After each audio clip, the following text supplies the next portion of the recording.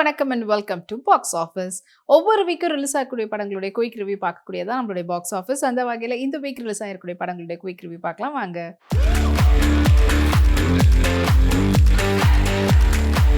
இப்போ நம்மளுடைய பாக்ஸ் ஆஃபீஸ்ல பார்க்க போகிற திரைப்படம் தோற்றம். தமிழ் செல்வன் அவங்களுடைய டைரக்ஷன்ல சரவணன் மற்றும் பலர் நடிப்பில் வெளிவந்திருக்கக்கூடிய திரைப்படம் தான் தோற்றம். தோற்றம் படத்தினுடைய டைரக்டர் தமிழ் செல்வன், படத்தினுடைய மியூசிக் டைரக்டர் நல்ல தம்பி, படத்தினுடைய சினிமோட்டோகிராஃபர் சம்பத்குமார், படத்தினுடைய எடிட்டர் எஸ்ஆர் முத்து.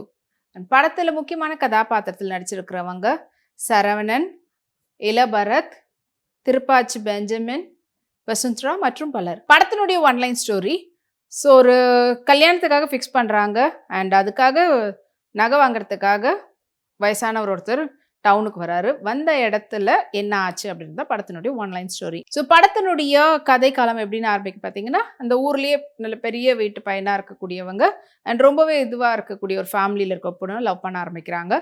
ஸோ இந்த லவ் ஸ்டோரி வந்து ஊருக்குள்ளே தெரிய வருது, அவங்க அப்பாவுக்கு தெரிய வருது. அதனால என்ன மாதிரியான பிரச்சனைகள்லாம் வருது அப்படின்றது ஒரு பக்கம் காட்டுறாங்க. அண்ட் இன்னொரு பக்கம் வந்து பார்த்தீங்கன்னா, அந்த ரொம்ப ஒடுக்கப்பட்டவங்க அவங்களுடைய குடும்பத்தில் கல்யாணத்துக்காக சேர்த்து வச்சு கஷ்டப்பட்டு அந்த காசை எடுத்துக்கிட்டு அவர் டவுனுக்கு போகிறாரு நகை வாங்கலான்னு. அங்கே போகிற இடத்துல அவருடைய பணம் வந்து திருடு போயிடுது.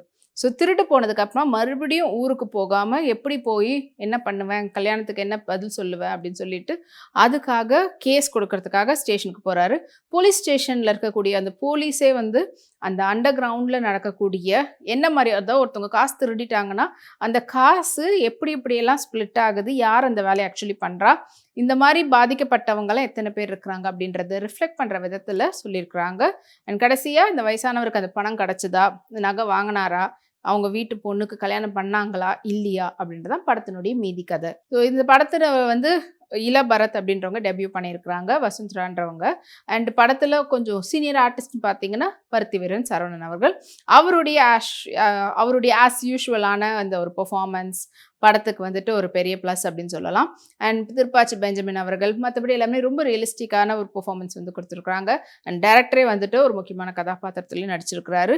அண்ட் இது மட்டும் இல்லாமல் போலீஸ் ஒருத்தரும் அவங்களுடைய வேலைகளை ஒட்டுமொத்தமாக போலீஸை வந்து குறை சொல்லாமல் ஒரு சில பேர் எப்படியெல்லாம் இருக்கிறாங்க அப்படின்றதையும் காட்டியிருக்கிறாங்க.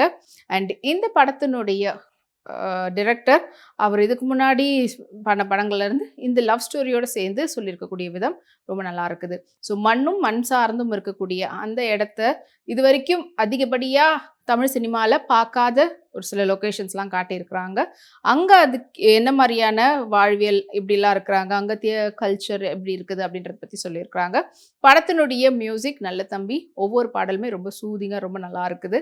அண்ட் அதை விட முக்கியமானது படத்தினுடைய அந்த சினிமோட்டோகிராஃபர் அந்த மாவட்டத்துக்கு அந்த ஏரியாவுக்கான அந்த ஒரு ரியாலிட்டியை வந்துட்டு சினிமோட்டோகிராஃபியில் காட்டியிருக்கிறாரு. அண்ட் அது மட்டும் இல்லாமல் எடிட்டர் அவருடைய வேலையை கரெக்டாக பார்த்துருக்குறாரு. ஸோ மொத்தத்தில் ஒரு லவ் ஸ்டோரியோடு சேர்ந்து ஒரு சோஷியல் மெசேஜ் கொடுத்துருக்கக்கூடிய படமாக இந்த தோற்றம் படம் அமைஞ்சிருக்குது. இந்த வீக்கெண்ட் வந்து ரிலீஸ் ஆகிருக்கு, தியேட்டரில் போய் பாருங்கள்.